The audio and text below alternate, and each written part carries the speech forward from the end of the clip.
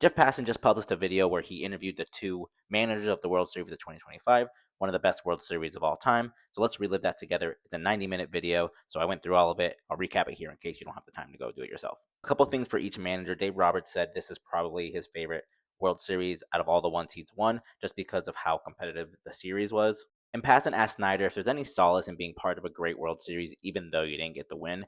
And begrudgingly, he kind of said, yeah, like, you're part of a real cool thing, even though you don't get the outcome you want. So I thought that was really interesting to hear. They talked a good deal about the 18 inning game and Shohei being on base 9 times. And it was interesting to hear Snyder talk about how, we knew he was pitching the next day and we wanted to wear him out as much as we could. So they wanted him stealing. They wanted guys hitting stuff in the gap. They wanted this guy's wearing out his body as much as possible. He also asked the guys if when you're in the World Series, if there's any moments that take you out of it and you're able to relive things as a fan.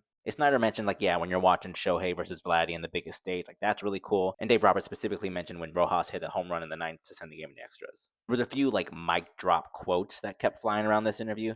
My favorite one was when Dave Roberts said that the special teams coach from the Steelers, I think, told him coaches make suggestions, but managers make the decisions. I thought that was a really cool way to look at it as somebody like myself who's never been in those shoes. And this is something I think is going to stay with me, and I think more teams should do.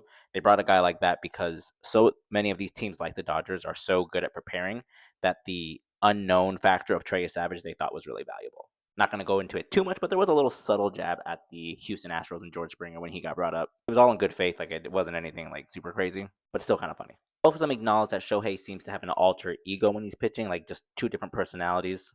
I had totally forgotten this happened, but the bench is cleared, and John Snyder said at one point he had accidentally kind of was trying to pull guys off each other and did it to Will Smith, and Will Smith was like, "Get off of me!" And he went up to Freddie to tell Freddie, like, "Hey, can you tell Will, like, hey, that was my bad. I didn't even mean to do that. I was just grabbing bodies."